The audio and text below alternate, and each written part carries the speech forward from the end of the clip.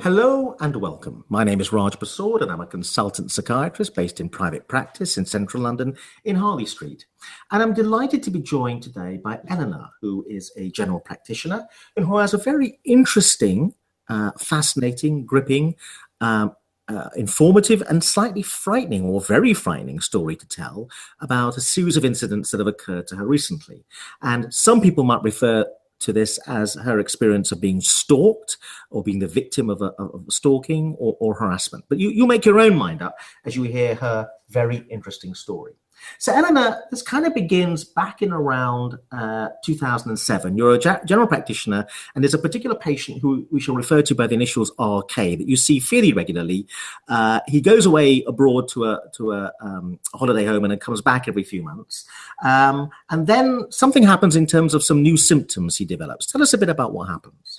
Yeah, so I knew RK very well. I'd met him on a large number of occasions, and he came in one day saying that he'd had some new symptoms, which by the time I saw him in my consultation had resolved.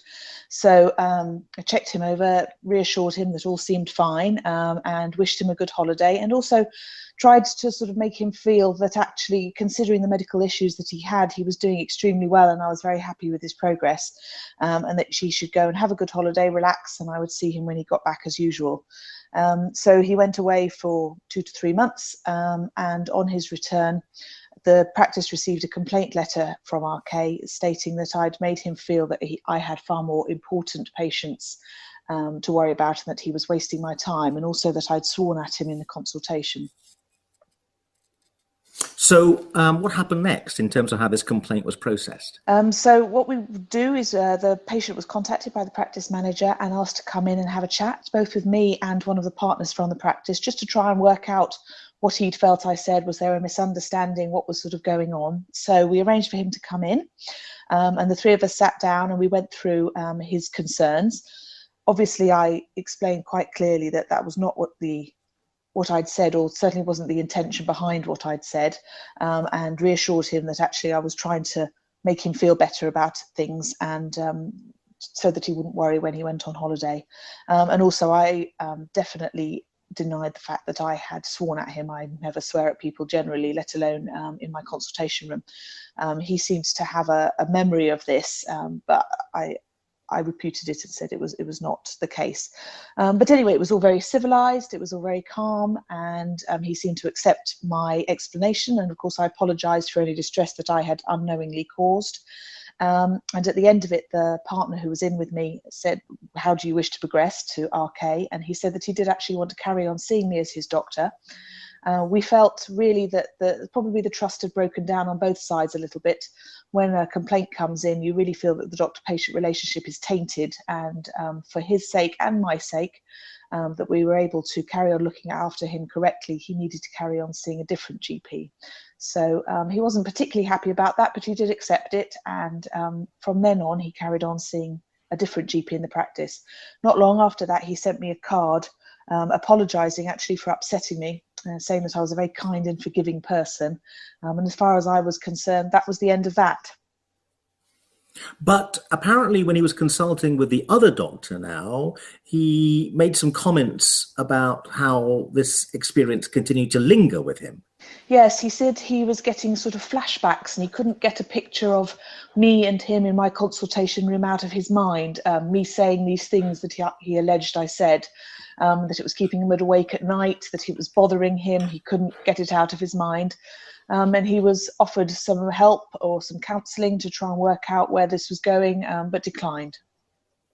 So this is in the autumn of 2007. Then in February 2008, a bouquet of flowers arrives for you. Yes, I was just about to go on maternity leave. He knew I was going to go on maternity leave because at the meeting with the partner after the complaint, I was pregnant at that time, and it was quite obvious that at some point I was going to be finishing work. And a few days before I did finish, a bouquet of flowers arrived. It was actually the day after Valentine's Day, 24 red roses, and a card just wishing me all the very best. And that arrived at the surgery.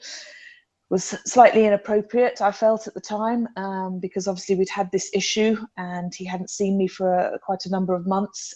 So I just distributed the flowers into the practice and gave the card to the practice manager. But I thought it was also signed in a slightly strange way. Yes, it was signed Amiga. All the cards that he sent me were signed Amiga, which is the Spanish for friend. Right, okay. So you returned to work in October 2008 and you found a card on the windscreen of your car. Tell us a bit about that. Yes, it was a short period after I got back to work, and I went out to the car park one day and there was a card underneath the windscreen wiper. And it said in it, nice to have you back, looking great. And again, it was signed Amiga. So I took it into the practice manager and gave it to them. And they called RK into the surgery and explained to him that really it was inappropriate. One, I wasn't his doctor anymore. And two, it was inappropriate to be giving cards, making personal comments about somebody at the surgery. And that if he continued to act in this way, that he would be asked to leave the practice list. Now, at this moment, although things are a little bit strange, this is not beyond the bounds so far, maybe of many general practitioners' experience. But now things take a turn definitely for the different. And there's 2 incidents of vandalism to your consultation room. Tell us a bit about that. Yes, so nobody was ever charged with the vandalism, but not long after RK was brought in and asked not to approach me anymore, my consultation room was vandalised. So it was during the night, the windows were broken into, somebody came in and cut the cords to the computer, they smashed up the television, they slashed the chair, books and things were thrown around. Nothing was stolen. And considering there's quite a lot of expensive equipment in consultation rooms in a surgery, nothing was taken, it was just all destroyed. And that happened twice, a couple of weeks apart. And my consultation room was the only one that was targeted. There was no damage to anywhere else in the surgery. I'm a little bit puzzled that your surgery is so easy to break into. Yes, and it had bars on the window. And yes, and no evidence was found of who did it. RK had a business as a TV aerial installer. So he drove a white van full of lots of things that builders and TV aerial installers use, ladders and all that kind of thing. I don't know. We don't know that it was him, obviously. Nobody was ever charged with it, but in light of what happened following that, there's a high suspicion that it was him. I don't know how he broke in. But your surgery then installed CCTV, and also your car was keyed. It was scratched with a key. Yes, on the road outside the surgery, I went out to the car one day and there was a big kiss or an X on the bonnet, and it had been keyed all the way down the side of the car. It was in a line of cars parked against the curb, and mine was the only one that was affected. And then a little bit later on, your car was vandalised again. There was glue put on it. Yes, so the next incident was that I went out one evening. It was dark because it was winter time, and I put my hand on the handle of the door and it was covered in glue. And then I found that the whole car was being covered in glue. And so obviously I couldn't drive it because I couldn't actually get in the door. And so we had to get a garage to sort it out and get all the glue off. And then just following that, there was another incident where some building foam was inserted into the exhaust. So looking at the CCTV of both those instances, the first one with the glue, a white van drove into the car park, somebody in a hoodie got out of it, went up to my car and covered it in glue. The second one, white van drove into the car park, somebody got out of it. We've actually got CCTV footage of a person going behind the car, crouching down. You can't see what they're doing. And then he came back away from the car, looked up at the CCTV camera and smiled. And that was RK. We couldn't see that it was on the previous incident, but it was clear that it was him by his face on the second. But also, I think your practice manager comes out the back door and sees his van leaving during one of these incidents. Or That's right. Incidents. Yes, with the building foam. She happened to be looking outside the back door and saw his white van leaving and called the police. And they managed to arrest him not far from the surgery. But now another thing that happens, and there's a pattern to this, as people will discover as the story evolves, the CPS, the Crown Prosecution Service, charge him, but the charge isn't for what you might expect it to be. Tell us a bit about that. Yes, well, obviously we hoped that the criminal damage to my car would be taken into consideration, but they didn't seem to feel that the evidence was strong enough to be able to definitely convict him. We did have the CCTV of his face, and there were several people apart from me in the practice that could verify it was definitely him. But they decided instead, I suppose because it was easier, I'm not really sure, and I did get a letter from them explaining that they couldn't take everything to court that happened, etc., that they were going to charge him with harassment, and that basically covered the cards and the flowers, and that was it. So what happened then? He got charged for this. So what happened? Yes, he went to magistrates' court and he had a magistrate's restraining order, which said that he was not allowed to make indirect or direct contact with me that caused anxiety, extreme anxiety or distress. How did you feel about this? Well, it's the first time I'd ever experienced a restraining order, and I was quite pleased that I had a restraining order. I mean, I was cross that the criminal damage hadn't been taken into consideration, but at least we had some sort of a result. And I assumed, as most people do, that a logical person or a reasonable person would therefore feel that they'd felt the weight of the law. They'd been told that they weren't allowed to do something, that there would be consequences if they did, and that it would make him stop. But from January 2009 onwards, there's lots of sightings of him being quite near the surgery. Tell us a bit about that. Yes, it was over a period of a couple of months, really. We started noticing that when I drove into surgery in the morning, he would always be walking the same route along the road that I would drive into. So I'd see him at the same point every morning.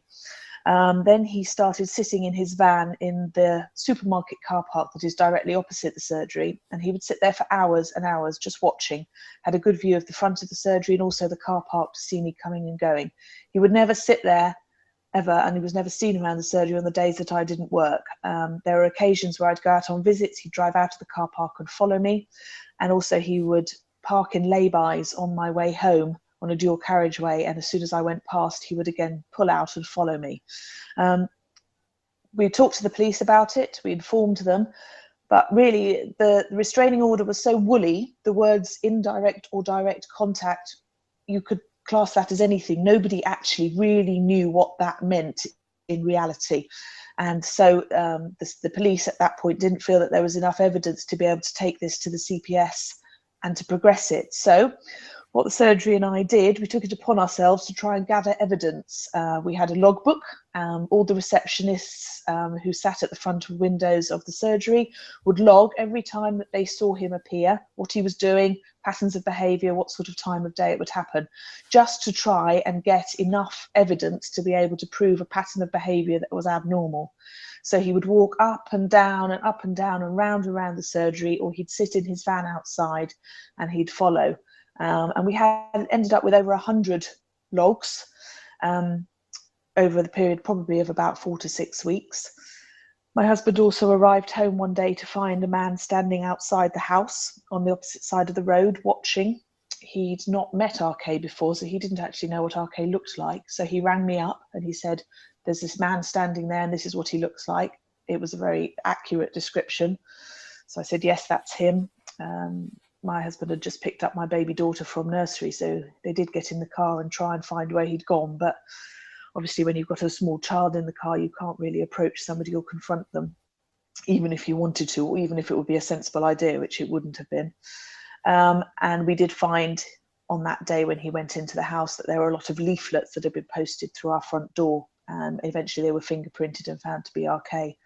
So we put all this evidence together. Eventually he was seen outside the surgery with a camera taking photographs, and at that point the police felt it was appropriate to arrest him. So he was arrested, and there were a lot of pictures of you found on his camera and computer. Yes, lots and lots of pictures that obviously I had never known he was taking, and also many, in fact over 1,000, it was told to me, Google searches for information about me on my name and anything to do with me. So then what happens to him in terms of criminal justice? So then again, he was arrested. He was kept in custody for a large period of time, and then we went to court, Crown Court this time, and he was given a further restraining order. He was tagged for a period of time and had a curfew, and he had a restraining order that didn't allow him into the immediate vicinity of my workplace or my home. Okay, and then what happened in terms of the tag? Because the tag, you got tagged and then the tag came off. Yes, the tag came off. The day the tag came off, I drove out of the drive in the evening to go out and see some friends. and a van with the number plate of his van drove past my drive as I was driving out. So I came back in immediately because he was breaching his restraining order. He wasn't allowed to drive down our road. Informed the police, and this time the CPS did take it on. So we went to court again to say that he was breaching his restraining order. Unfortunately, it was my word against his. There was no strong evidence one way or the other.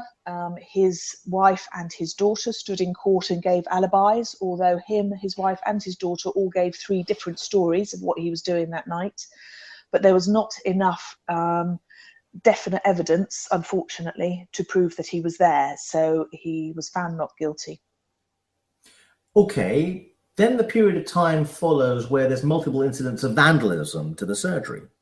Yes, the CCTV cameras were covered in paint. The locks were filled with glue. There was foul liquids poured through the letterbox. Many nights, it was always about sort of 1 or 2 o'clock in the morning, always a man fitting his height description, wearing a hoodie so you could never see his face. So unfortunately, although there were many episodes and the surgery ended up paying thousands of pounds in repairs, it was never proven to be him, and it was never taken forward from their point of view. But another thing that I find very puzzling, because this is a person who goes away for regular periods of time abroad, because they have a holiday home abroad. Whenever they're abroad, the incidents all stop. And then whenever he's back, according to you, the incidents restart. That doesn't seem to matter much to the police. No, I think, I'm not even sure if it was the police. The police were aware, but the difficulty is they're poorly resourced as well as everybody else, and you couldn't put a policeman sitting outside the surgery every night in case somebody happened to turn up. And we tried to get all sorts of things put in place. We tried to get cameras put on sort of lamp posts and various other things to try and catch him. But unfortunately, it was stopped at every turn. The police, who I have to say were extremely good, and they really persisted in trying to get a plan of action that would be able to get the evidence that they needed, but they were not allowed to have the resources that they needed to do it. Okay, now we get to 2012. Some recycling boxes are stolen from your drive. Tell us what this is, yes, and what was taken from them. And then there's some CCTV footage as well that's relevant. Yeah, so we had CCTV installed all the way around our house, quite near the beginning of when all this started. So recycling boxes, 2 large green plastic crates, which we put in our recycling, and every 2 weeks they get picked up from the end of our drive, alternate weeks to the rubbish being collected. So in 2012, we'd gone on holiday. We went abroad with my 4-year-old, my 4-month-old, and my parents, and left the recycling boxes at the bottom of the drive where we would expect them to be picked up while we were away. When we got back from our holiday, unfortunately, we'd been found out the day we were coming home that our house had burnt down in a fire. And we got back to basically very little house left, just the 4 walls. We did notice the next day that there were no recycling boxes at the bottom of the drive, but to be honest with you, our house had burnt down, so it was the last thing that we were too worried about. A few weeks later, when things were starting to be investigated and the story was progressing, we then looked at the CCTV cameras from around that period of time, and 2 days before the fire had happened, about 1 o'clock in the morning, a white van pulls up outside the house. Somebody in a hoodie gets out, picks up the recycling boxes, puts them in a van, and then drives off. Sorry, to ask what may seem dumb questions, but how come your CCTV cameras weren't destroyed by the fire? You said the whole house had been destroyed. No, the 4 walls were left. So downstairs was gutted. The back of the house had fallen down. Upstairs was completely smoke damaged, but the 4 walls were left. And obviously the CCTV cameras are on the outside of the house, so they'd survived, yeah. What happened in terms of some kind of police investigation of this what could be described as an arson attack? Yes, well, when we got back, obviously we hadn't been here when the fire happened. Our next door neighbours had known about the stalking that had been happening, and they did inform the fire service at the time, overnight, that there was this going on. So the fire service did check to see if there was any obvious signs of arson. When we met them, sort of 2 days later, once we got back from our holiday, they said that there wasn't any evidence of arson at that time. And when we talked to the loss adjuster who comes from the insurance company, they felt that there was no reason to get any forensic investigation. At the time, we were so shocked by the whole thing. Also, RK had been away for a few months prior to that, so that we'd had a couple of months of quietness, and I think that had calmed things down a little bit. Unfortunately, the police officer who had been in charge of things right from the start wasn't informed about the fire until 3 weeks afterwards. He's since said that if he'd known about it, he would have had forensics all over it at the time. But unfortunately, it never happened. The police weren't involved, and there was no any further investigation. Okay, I'm still finding this bit very difficult to get my head around. I would have thought that you would have contacted the police and pointed out the past history. Yes. Sorry. No, you're right. A terrible question. No, not at all. And you're right. And I think we probably assumed that the police had been informed.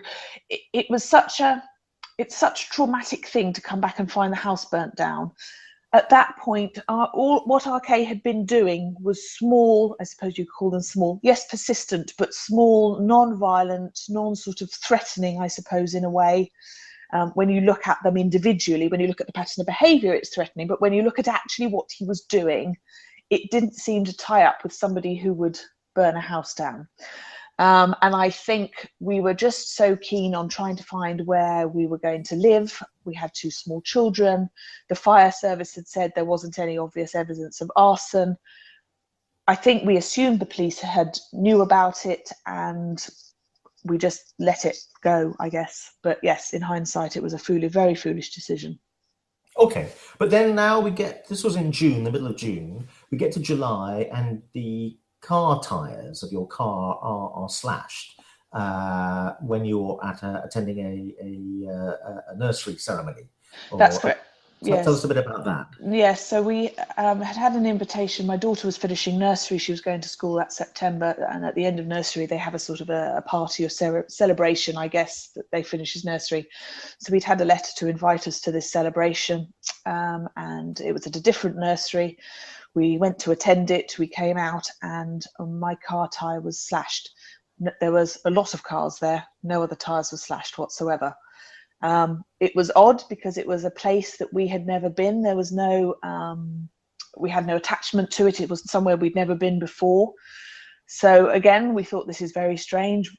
I suppose it could be RK, but why would he turn up here? It's not somewhere he would know that we would go. And then it started to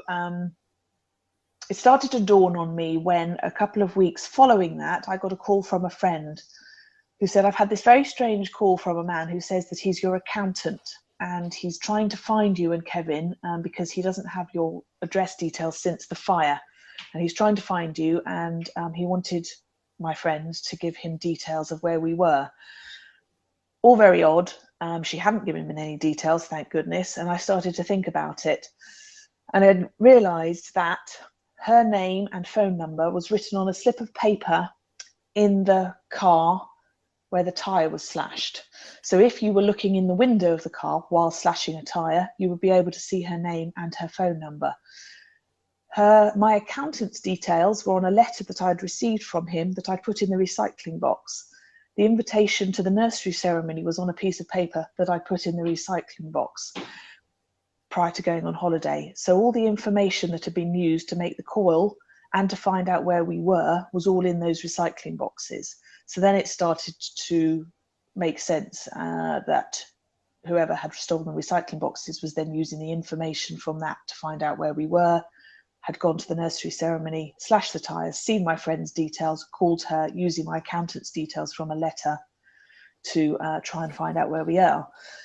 Unfortunately for him, fortunately for us, he used his home phone number to call my friend, so the call was traceable, and it was traced back to RK's house.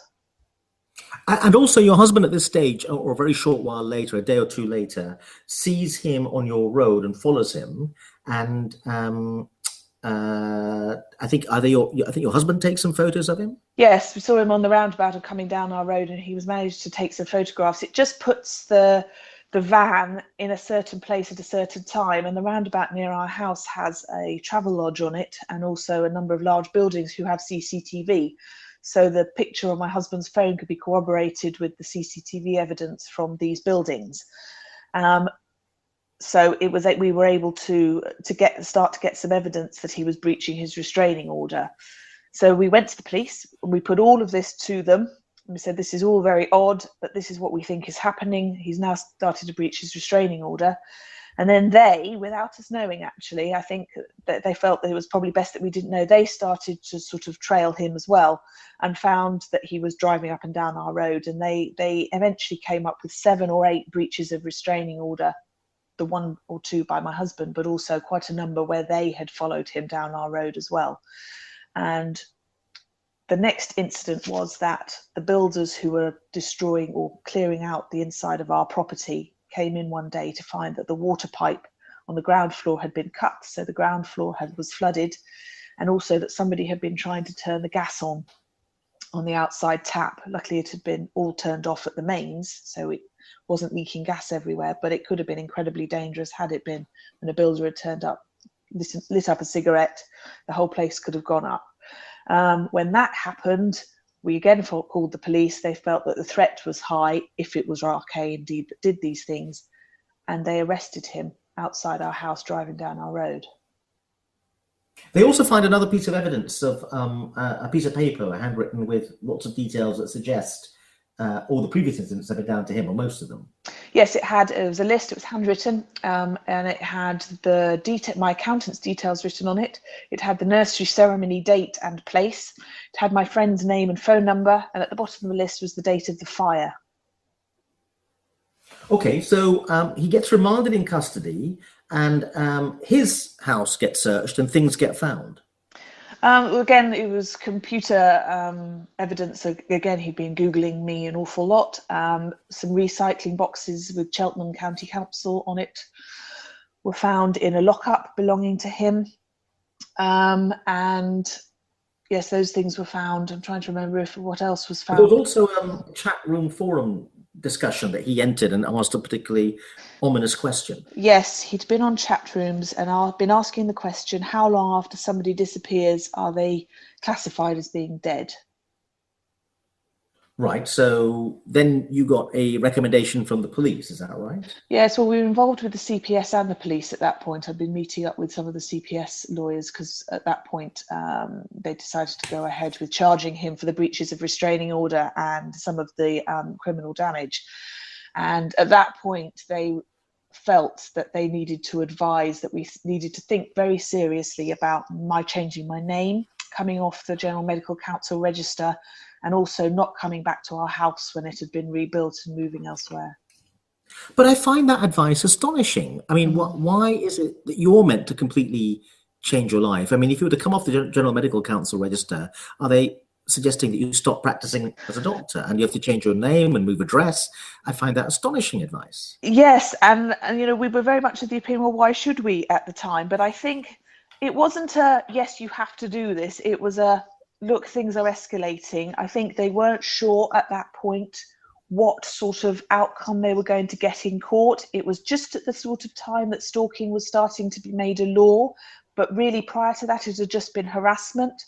They knew the penalties were low. They weren't convinced about what result we were going to get, and so they did put it to us as, you may need to do this to protect yourself because we can only go so far to protect you. And I think they felt very hand-tied as well. I think they would have liked to have put him away forever or do something much more substantial to be able to protect us. But I think they felt that they had to say, look, we feel that this threat is escalating and that you may need to take quite drastic action. Not very reassuring to you, though, that they gave that advice. No, not at all. It was frightening, incredibly frightening. Yeah. Yes. When we get to May 2013, and he's sentenced in Crown Court to 3 years and 8 months for breaches of restraining order, causing undue stress and anxiety and criminal damage to the car. And there's 1 count of criminal damage to the house and 1 count of theft of recycling boxes. Is that right? Yes, that's right. He didn't end up pleading guilty to the criminal damage to the house or the theft of the recycling boxes. And we were going to trial, and he decided to plead guilty to all the rest of them about 10 minutes before we went to court. So obviously to get a lesser sentence. So we went with that at the time, because actually there probably wasn't hard enough evidence that we would have been able to convict him for the other two. But there's a new restraining order, and he's banned from the county that you live in for Yes. the rest of his life. Yes, that's correct.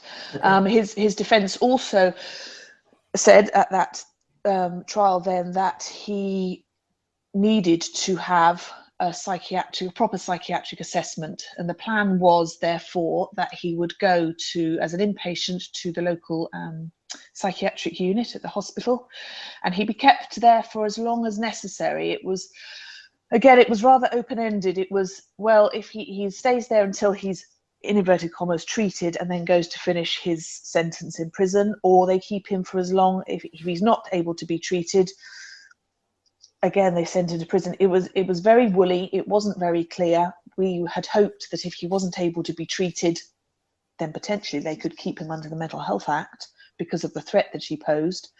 But in the end, he spent about a year in the psychiatric unit, and he came out from there and spent 4 weeks in prison and then was released.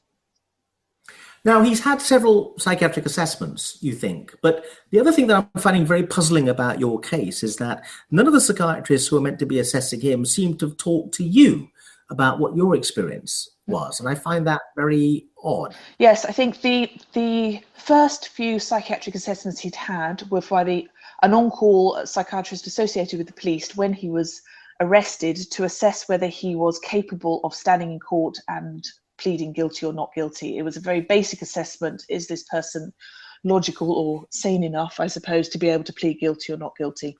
On every occasion he was found, yes, that he could plead and he knew what he was doing.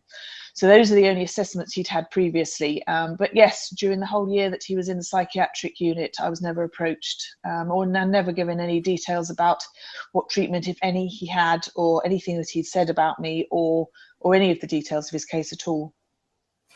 Now, around this time as well, you decided to pursue a civil claim because you felt you'd lost lots of money, lots of potential to earn because of all the stress you'd been under. You'd gone off sick from work because of stress. Yes, I had gone off sick from work. I got sick pay from my regular salaried job, but I also undertake quite a lot of locum work, and I hadn't been able to do that, and that's obviously not covered by sick pay. So I had lost a considerable amount of money, but actually the reason that we did it was that we felt this was our opportunity to try and take a more active role.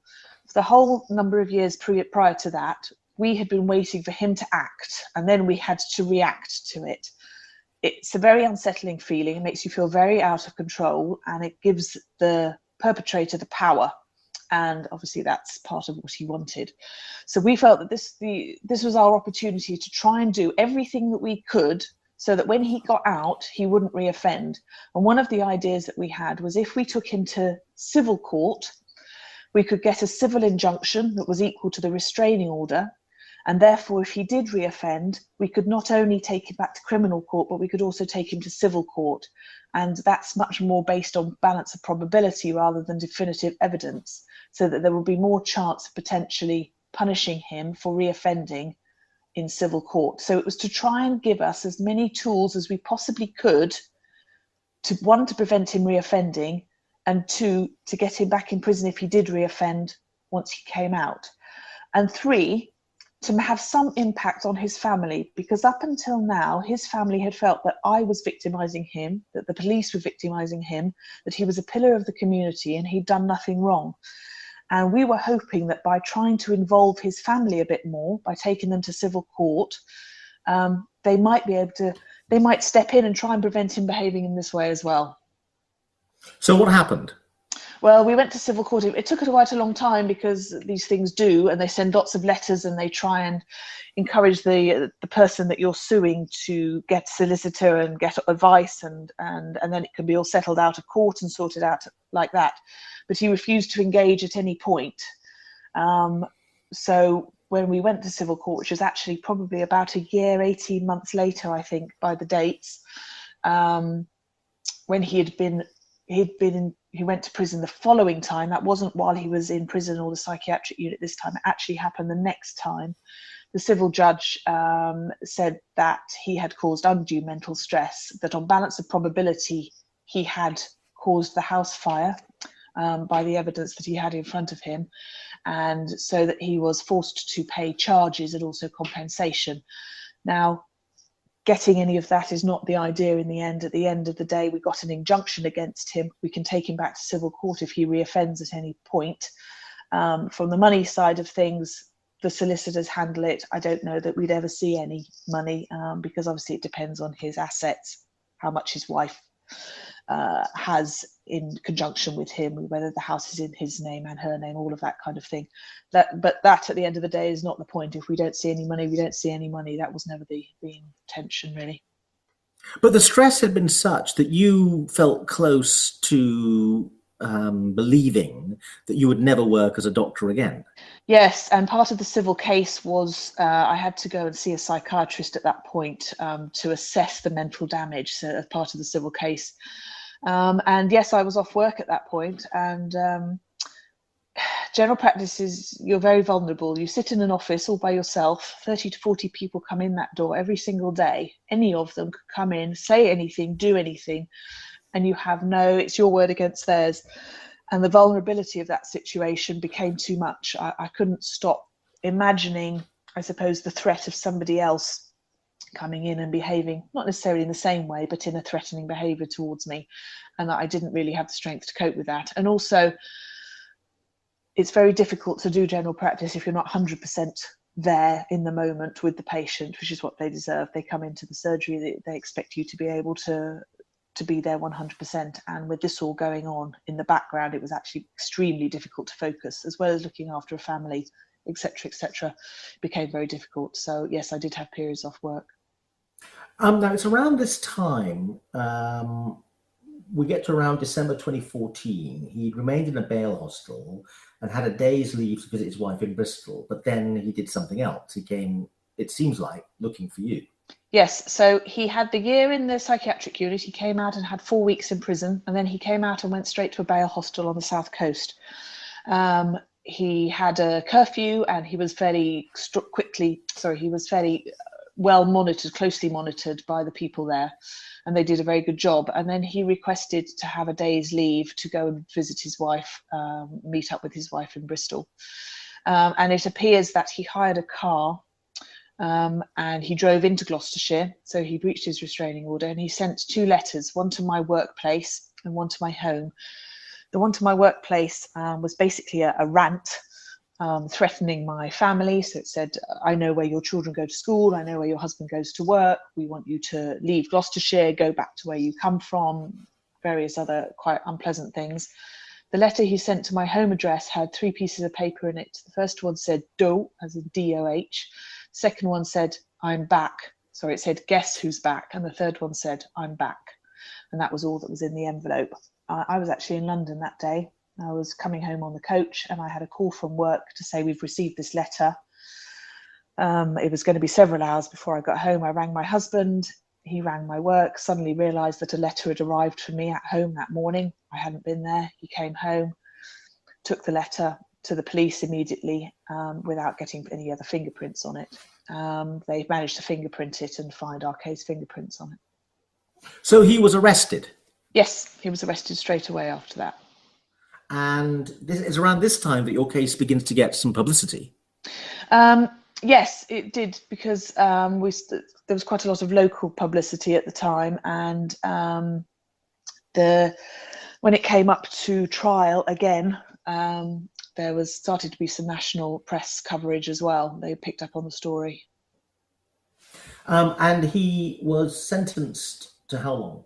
He was sentenced to 5 years. So he served 2.5 years in prison.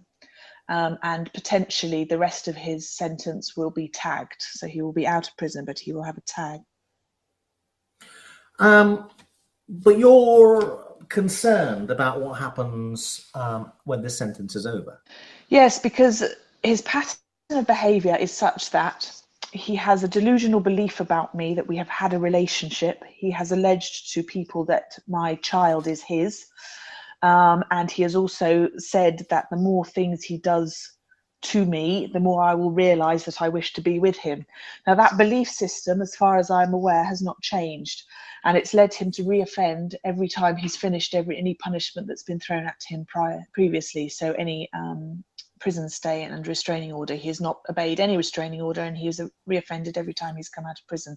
So there is no reason for me to believe that he won't do exactly the same when he comes out of prison next time. He's not had any more treatment. He's not been not had his belief system changed in any way, so why wouldn't he? Feels to me as though you've been the victim of multiple failures of different services. What do you feel, and what do you think needs to change so that your people like you and you in particular are more protected in future from this kind of incident? It's very frustrating. I feel that the law has tried to do as much as it can within the boundaries that it has. And certainly the judge at the court last year in May was very frustrated by the penalty that he could impose upon RK of 5 years. He really felt that the punishment didn't fit the crime, and that if he had been able to, he would have increased the penalty for him. So since that point, and this is when far more of the media attention has come about, is I've been campaigning with my local MPs to try and increase the maximum penalty for stalking from 5 years to 10 years. At the moment, it is the only way that I can be safe is when he is in prison.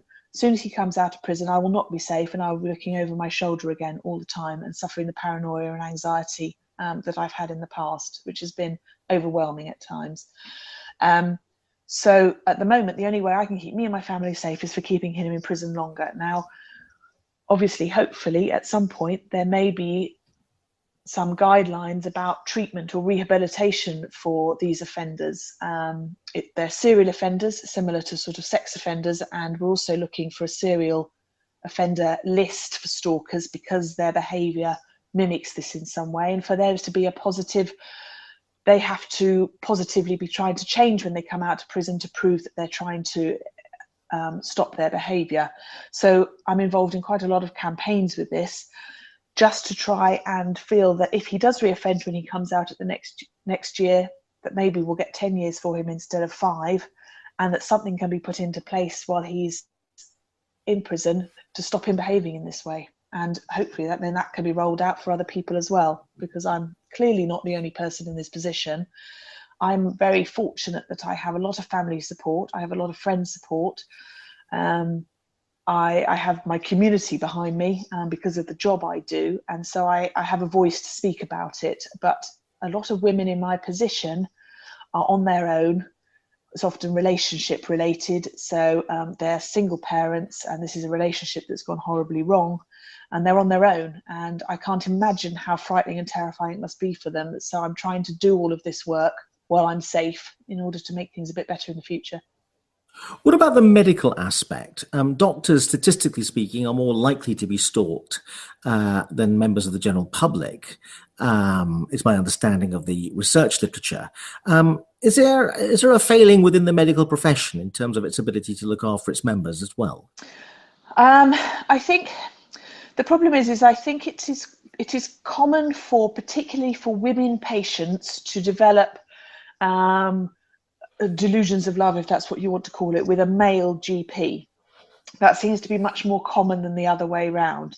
But it's not, I don't know the statistics of how many of these cases actually go on to become stalking, in inverted commas, as in how many cases the person who is doing the stalking or has the obsession continues despite everything that the law throws at them. I don't know how common that is. And I don't know, and this is a good point, of whether the medical profession keeps any statistics on this at all. And I think it would be an area that would be very interesting to look into. I think in our day-to-day practice, most of us are quite used to people being flirtatious with us or making comments purely because we see so many people, and because we're in a relationship of trust. People come to us with their innermost thoughts, embarrassing thoughts, and they develop a relationship with us, a doctor-patient relationship with us, and an awful lot of them consider us to be their friends. It's a line we have to draw very carefully, and as doctors we mustn't overstep that line, but I think a lot of patients regard their doctor as somebody that they have a very close relationship with, and therefore it puts us to be much more vulnerable. But as far as I'm aware, there's not been any research as to how often this has happened to GPs. I want to ask you a very difficult question. I want to take you back to what point in this incredible story that you've told us, what was your lowest point? Can you tell us a bit about that, and why was that your lowest point, and how did it feel? I think the lowest point was when he'd been in the psychiatric unit for a year. He then came out into prison for 4 weeks, and then he was released. Now, for about the month to 2 months prior to his release, we had a huge amount of involvement with probation, with the police, various organisations to try and put a safety plan into place. We were looking at having a steel door in one of the rooms in our house, so we had a safe room. We had to go into my children's school and talk to the teachers, put a plan into place if I was being followed home, what I needed to do to ring the school to get them to keep the children safe, etc., etc. It went on for a number of weeks, and it was extremely intense. And the anxiety of the threat built up to such a point that a few weeks after he was released, I was in absolute bits. I couldn't go to work. I couldn't look after my family. I was hiding at home. I couldn't leave my house. It was extremely difficult to cope with, and my anxiety became so overwhelming that I couldn't actually think about anything else at all. And I think that was probably my lowest point. And it was at that point that I thought, I'm going to have to seek some sort of intensive therapy, which I did. And it's the only reason I believe that I was able to go back to work. Or even actually function as a normal human being. I feel like I would have been in an institution myself had that feeling continued, because it is like, it's very difficult to describe. It felt like I was going into a viva at medical school every second of every day. Intense anxiety, and unable to get rid of it or think straight. If anyone is listening to this who is going through a similar experience to yours, do you have any advice for them?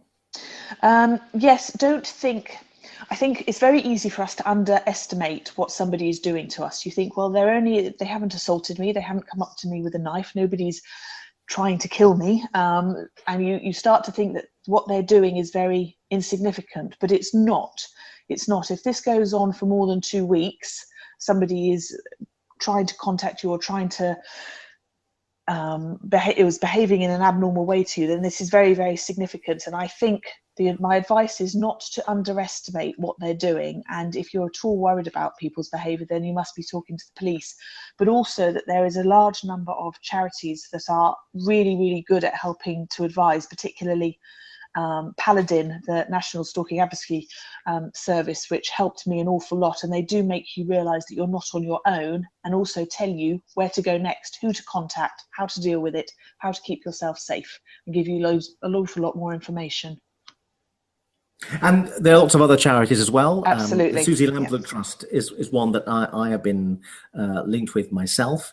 But there are lots of charities in this area, and it's well worth making contact with at least one of them. Absolutely. Protection Against Stalking. I'm really pleased that there's so much more out there than there was. I didn't get in contact with anybody really until about the past 2 years, I suppose. And it would have been so much more helpful had I got into contact at the beginning, but I wasn't signposted to anybody. The police weren't aware of anybody that I could be signposted to. I think they're much better now, but it's really important to get in touch with somebody, one of these charities, because they can be incredibly helpful. Eleanor, thank you very much indeed. Thank you.